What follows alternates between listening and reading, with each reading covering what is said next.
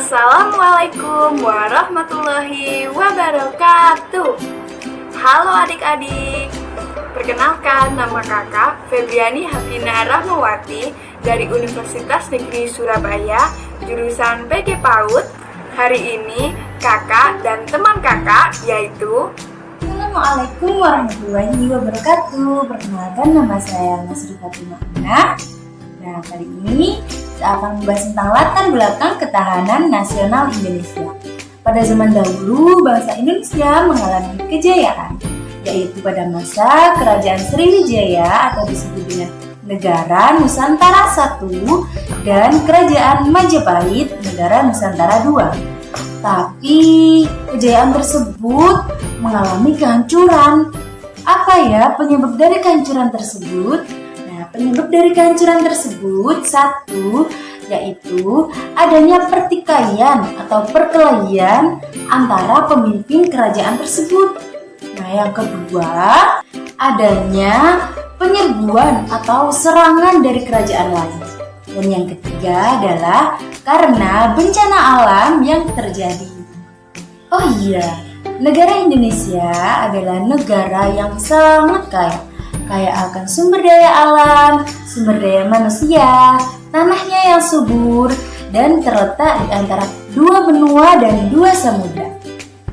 Oleh karena itu, Indonesia menjadi tempat yang sangat strategis untuk melakukan perdagangan. Karena itu, banyak bangsa-bangsa lain dari luar negeri datang ke Indonesia. Tujuan mereka yang pertama adalah untuk berdagang. Berdagang apa? Berdagang rempah-rempah dan segala kebutuhan manusia. Kemudian untuk menyebarkan agama Hindu, agama Kristen, dan agama Islam atau agama yang lainnya.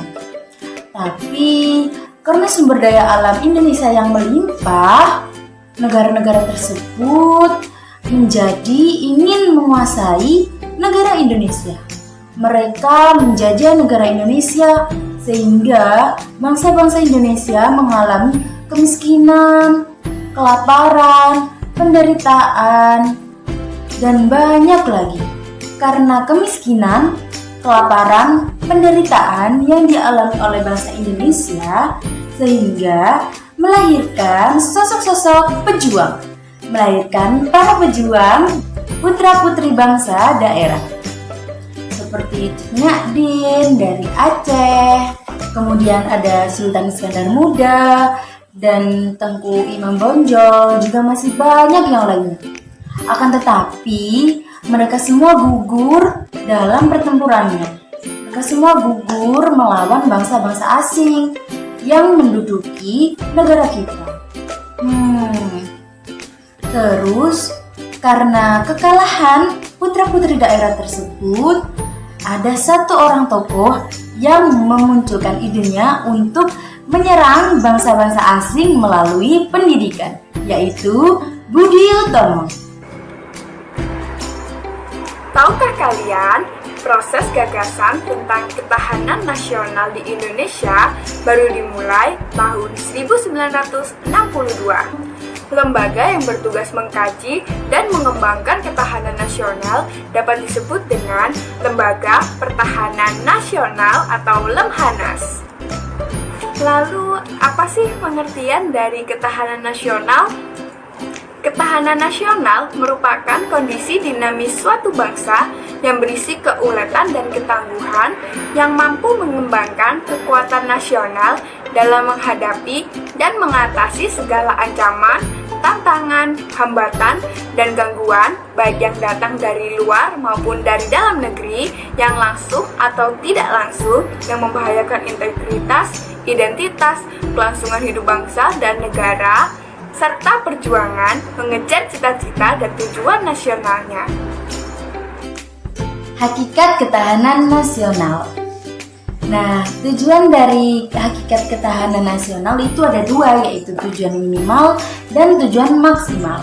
Tujuan minimalnya adalah untuk menjaga, tujuan maksimalnya adalah untuk menuju kejayaan bangsa Indonesia lagi. Ketahanan nasional memiliki fungsi sebagai berikut. Yang pertama, sebagai doktrin nasional.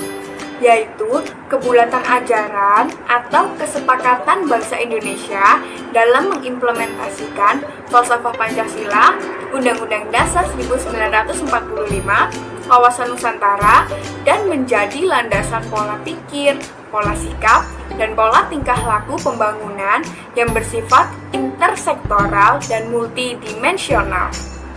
Yang kedua, sebagai pola dasar pembangunan nasional, yaitu sebagai pedoman dan arah dalam menyusun setiap program pembangunan, baik dalam APBN, GBHN, maupun rencana pembangunan jangka menengah dan jangka panjang. Yang ketiga, sebagai sistem nasional, yaitu pola kehidupan bangsa Indonesia yang bersendi dan berasas Pancasila dan Undang-Undang Dasar 1945 dalam melaksanakan kegiatan, pekerjaan, dan perjuangan mewujudkan cita-cita dan tujuan nasional serta aspirasi bangsa yang merdeka dan berdaulat. Adik-adik tahu tidak bahwa ketahanan nasional memiliki sifat-sifat tersendiri loh, seperti manunggal. Dalam arti, ketahanan nasional manunggal merupakan pengintegrasian setiap aspek kehidupan nasional secara utuh dan bulat, serta selaras dan serasi. Lalu ada dinamis. Dalam arti, kondisi ketahanan nasional bergerak setiap waktu sesuai dengan imbangan antara keempat, yaitu kemampuan, kekuatan, keuletan, dan ketangguhan, serta ATHG, yaitu ancaman, tantangan, hambatan, dan gangguan. Yang ketiga ada mawas ke dalam, yaitu artinya ketahanan nasional ditujukan untuk bangsa dan negara sendiri. Yang keempat, berkewibawaan. Dalam arti, kondisi ketahanan nasional yang secara otomatis akan memancarkan kewibawaan nasional. Yang kelima, tidak membenarkan sikap adu kekuatan dan adu kekuasaan. Dalam arti bahwa bangsa Indonesia tidak mengembangkan sikap ekspansionisme bangsa-bangsa, agresi ke negara lain, atau melibatkan diri dalam konflik antar negara, melainkan Indonesia justru menggalang kerjasama dengan bangsa-bangsa lain untuk menciptakan perdamaian dan ketertiban dunia yang berdasar pada kemerdekaan, kedaulatan, dan keadilan.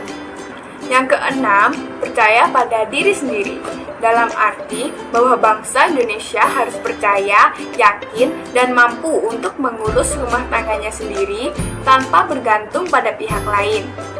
Untuk itu, perlu diciptakan rasa percaya pada diri sendiri, rasa kebangsaan, rasa cinta terhadap tanah air, dan cara berpikir rasional dalam menyikapi setiap kejadian atau peristiwa yang terjadi di sekeliling kita.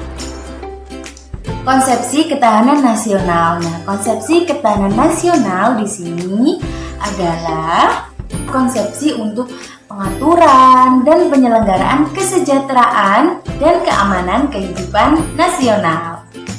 Melalui apa? Melalui pemanfaatan, kerjasama, dan pemberdayaan lingkungan. Selanjutnya, kakak akan menjelaskan hubungan antara Trigatra dengan Pancagatra. Yang pertama, yaitu ketahanan nasional bergantung pada kemampuan bangsa atau negara dalam memanfaatkan aspek alamiahnya sebagai dasar bagi penyelenggaraan kehidupan nasional di segala bidang. Yang kedua, ketahanan nasional adalah pengertian holistik, di mana terdapat hubungan dan ketergantungan yang erat antara gatra dalam keseluruhan kehidupan nasional. Yang ketiga, kelemahan di satu bidang dapat mengakibatkan kelemahan di bidang lain dan dapat mempengaruhi kondisi keseluruhan.